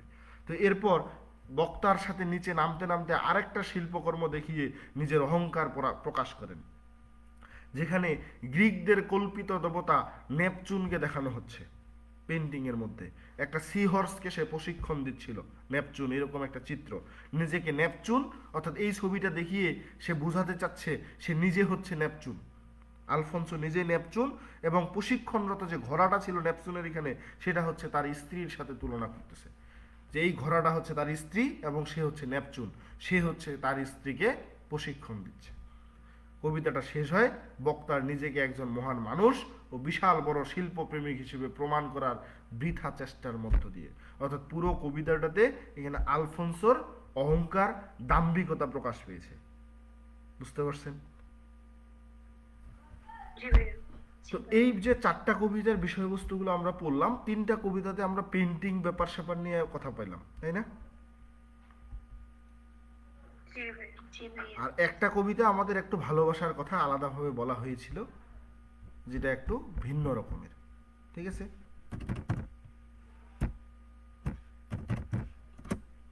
তো এখন ব্যাপার হচ্ছে যে এই যে আমাদের প্রথম যে প্রশ্নটা ছিল, এই প্রশ্নগুলো এখন আপনারা একটু পড়াশোনা করবেন। রবার্ট ব্রাউনিং এই যে আর্ট অ্যান্ড লাইফের কথা বলা হচ্ছে, Untitled Short of Browning deals with art and artist life. The poem presents a study of the mind of an artist who is jacked by the sense of failure and frustration. Andrea was a faultless painter, but he failed so far as the spirituality of art was concerned. The main reason of his failure is his ill-fated marriage with a loveless woman named Lucrezia. From the technical point of view, Andrea is perfect, but his paintings are not spiritually developed. He claims that তিনি দাবি করতেছে যে the paintings of Michelangelo, Raphael and Lorenzo are technically imperfect, but their art is lifelike, অর্থাৎ spiritualized. He lacks of the elevation of mind which gives animation to an artist's work. He says, and I am the weak-eyed but no sun should tempt out of the rains whose four walls make his world. Raphael and Angelo take Virgin Mary as the model of their paintings, while Andrea takes his wife as the model of his paintings. ব্যাপারটা হচ্ছে Rafael, Angelo এরা যে ছবি আঁকতো, এরা হচ্ছে ওই virgin Mary, Jesus Christ এই সবকে মডেল হিসেবে চিন্তা করতো। আর আন্দ্রেয়া ডেল সার্টো কি করতো? সে তার ওয়াইফকে মডেল হিসেবে চিন্তা করেছিল। Raphael is a great painter because he has the vision of heaven to inspire him. Clear? Browning implies that technical perfection is not enough of an artist to be great. It indicates that Browning has poor estimation of mere craftsmanship.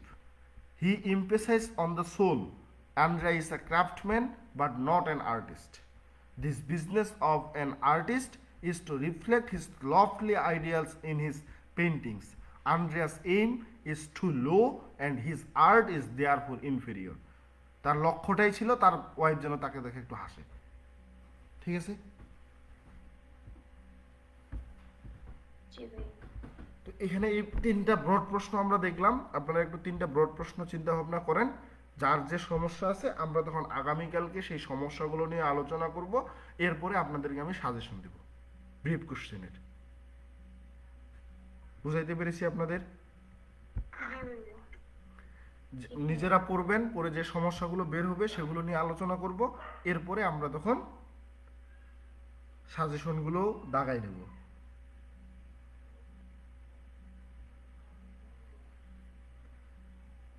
ভাইয়া কালকেও কি 8:30টায় class হবে?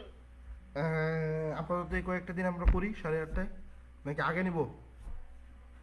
না ভাইয়া এই সময়টাই ঠিক আছে 8:30টায়। 8:30টায় করি। মানে আমাদের রেগুলার ক্লাসগুলো মানে অন্য ইয়ারের ক্লাসগুলো শুরু না হওয়া পর্যন্ত আমরা 8:30টার দিকেই করি। ওকে? জি ভাইয়া এই সময়টাই ঠিক।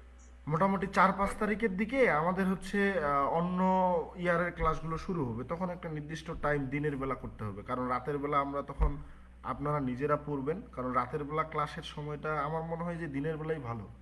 রাতের বেলা হয় কি ক্লাসটা নিয়ে বা ক্লাস করে আপনাদের সময়টা নষ্ট হচ্ছে। আপনারা নিজের পড়াশোনা করা দরকার, ক্লাসের থেকে নিজের পড়াশোনাটা বেশি প্রয়োজন। আচ্ছা ভাইয়া। এই জন্য প্রয়োজনে শুধু আগামীকালের ক্লাসটা রাতে করে তারপর আমরা আগামীকালকে সিদ্ধান্ত নিব যে দিনের বেলা কয়টার দিকে করা যায়। ওকে, দিনের বেলা করলেই ভালো হবে ভাইয়া। তাহলে রাতের বেলা আপনারা পড়তে পারবেন নিজেরা। তো আগামীকালকের ক্লাসটা রাতে করতে হবে, কারণ আমি এখনো গ্রামের বাসায় আছি, আগামীকালকে আমার যেতে যেতে সন্ধ্যা হবে। আর যদি মানে একটু সময় তো আপনাদের দিতে হবে পড়ার জন্য এই প্রশ্নগুলো, তাই না? জি ভাইয়া। তো আগামীকালকে এই জন্য আমরা রাতেই পড়ি। আগামীকালকে আমরা বেশি সময় নিব না, সাজেশনটা অতি দ্রুত দিয়ে আপনাদের সমস্যাগুলো আলোচনা করে তখন পরের দিন আমরা নতুন টপিক শুরু করব। ভাইয়া আমাদের অল সাবজেক্টের ব্রিফ কি দেওয়া হবে? হ্যাঁ, সেটাই বললাম, আগামীকালকে সবগুলো তো একসাথে দেওয়া সম্ভব হবে না, যতগুলো দিতে পারবো দিব। ওকে ভাইয়া। তাহলে আজকে শেষ করব। জি ভাইয়া। ভাইয়া। ওকে, টাটা, বাই বাই। আসসালামু আলাইকুম ভাইয়া। হ্যাঁ বলেন। বলতেছিলাম কি প্রিভিয়াস ইয়ার কত সাল থেকে পড়বো? যদি পারেন 12 সাল থেকে পড়বেন। ব্যাপারটা হচ্ছে যে ভাইয়া ইভেন আসসালামু আলাইকুম ইনজামুল ভাইয়া, কেমন আছো? এই যে কথার মাঝে কথা বলে আমাকে আমাকে শেষ করতে দেন। আপনাদের সেট সাজেশনে মূলত 15 সাল থেকে আছে, তাই না? জি ভাইয়া। কিন্তু পরীক্ষায় সব থেকে বেশি রিপিট হয় 12 সালের ওদিকের গুলো। ভাইয়া এবারে কি শর্ট আর বড় প্রশ্ন কি কমন করার সম্ভাবনা আছে নাকি? এটা তো বলা যদি মুশকিল, আবার এটা বলা যাবে না, কারণ হচ্ছে যে একটা বিষয় খেয়াল করেন, যা পড়ানো হয়েছে, আমি বলি আমাকে শেষ করতে দেন, যা পড়ানো হচ্ছে বা এতদিনে যা পড়ানো হয়েছে, আশা করি মিনিমাম 5টা করে প্রশ্ন আপনারা লেখার জন্য কমন থাকবে।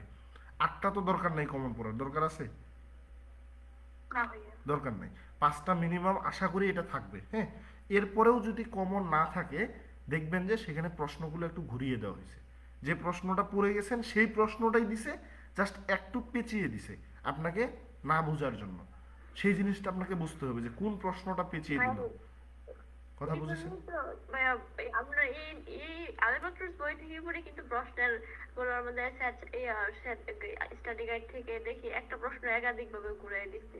হ্যাঁ, ওইখান এখন থেকে আবার ব্যাপারটা হচ্ছে কি প্রশ্নগুলো প্রশ্ন কিভাবে দেয় দোক সমস্যা নেই, মেইন টপিকটা যেমন এখানে attitude two art and life, এই জিনিসটাকে আপনাকে থিম হিসাবে দিতে পারে, যে তার কবিতার মধ্যে যে থিমগুলো আছে, আর্ট অ্যান্ড লাইফ যে থিম, এখানে অ্যাটিটিউড বলছে সেখানে থিম বলতে পারে। কথা বুঝেন? কোন থিমগুলো রিভিল করলো, এইভাবে একটু ঘুরাই দিল, দিতে পারে না? তো একটা প্রশ্নকে একাধিকভাবে দিতে পারে, সেটা আপনাকে প্রশ্নটা যদি আপনি বুঝতে পারেন উত্তর আপনার জানা আছে। তো ব্যাপারটা হচ্ছে এরকম, আপনাকে প্রশ্নটা আগে বুঝতে হবে, আর যখন আপনি উত্তর লিখবেন আজে বাজে কিছু লেখা যাবে না। আমি বারবার বলি, আজে বাজে কিছু লেখা যাবে না। আর উত্তরগুলোতে বানান ভুল, সেন্টেন্স ভুল, এগুলো কোনোভাবেই করা যাবে না। 3rd ইয়ারে উঠেছেন, এই জিনিসগুলো করলে কোনোভাবে মার্ক দিবে না। ঠিক আছে? ঠিক আছে। আতিকুর রহমান, এই ভিডিওটা কি পরে পাবো? ব্যাপার হচ্ছে যে এই ভিডিওটা আপনি পাবেন এই পেজের মধ্যে পাবেন, কিন্তু ভিডিওটা আপনি শেয়ার করে রাখেন আপনার টাইম লাইনে, তাহলে সহজে আপনি খুঁজে পাবেন। নতুবা হচ্ছে খুঁজে পেতে সমস্যায় পড়বেন, কারণ অনেক মেসেজে মানে পোস্টের উপর পোস্ট হতে থাকে, কত নিচে চলে যাবে বলা যাবে না। এই ভিডিওটা 30 দিন পর্যন্ত এখানে রেকর্ড থাকবে, 30 দিন পর অটোমেটিক ডিলিট হয়ে যাবে। তো এই 30 দিন পর্যন্ত যদি আপনি পেতে চান আপনাকে শেয়ার করে রাখতে হবে, না হলে আপনি পরে খুঁজে পাবেন না। এই জন্য সবাইকে বলা হয় শেয়ার করে রাখেন ক্লাসগুলো, যতগুলো ক্লাস হচ্ছে আপনি যদি আপনার টাইমলাইনে শেয়ার করে রাখেন সহজে খুঁজে পাবেন। কিন্তু আপনারা তো তা করতে চান না, সবাই চিন্তা করেন আমি আবার শেয়ার করতে যাব কিসের জন্য, কিন্তু সেটা আপনাদের ভালোর জন্যই বলা হয়। ঠিক আছে? তো আর কারো কোনো প্রশ্ন? চেষ্টা করবেন ব্রিফগুলো পড়ার 2013 থেকে 2021 সাল পর্যন্ত, এই সময়ের ব্রিফগুলো পড়তে পারলে ভালো হয়। ওকে? ওকে ভাইয়া। যেমন এখানে যে আমি ব্রিফগুলো দিয়েছি কত সাল থেকে আছে ভিক্টোরিয়ান পোয়েট্রিতে? ইনজামুল ভাই ভাইয়া 12 থেকে আছে মেবি। হ্যাঁ 12 থেকে এখানে যতগুলো আছে আপনি দেখেন, আশা করি ব্রিফ এই প্রিভিয়াস ইয়ার থেকে আপনি কমন পেয়ে যাবেন প্রায় 8 থেকে 9টা, 10টাও পেয়ে যেতে পারেন। 12 সাল থেকে দিয়েছি, ঠিক আছে। এমনও হইতে পারে এই 12 থেকে পড়ে আপনি 10টায় 10টা কমন পেয়ে গেলেন, কারণ 15 থেকে পড়ার কারণে কিছু কিছু ব্রিফ আমাদের বাদ পড়ে যায়। ওকে, তাহলে ঠিক আছে, ভালো থাকবেন সবাই, টাটা, বাই বাই। আচ্ছা ভাইয়া, আসসালামু আলাইকুম। ওয়ালাইকুম আসসালাম। আসসালামু আলাইকুম। স্যার ভালো থাকেন, সুস্থ থাকেন। নমস্কার।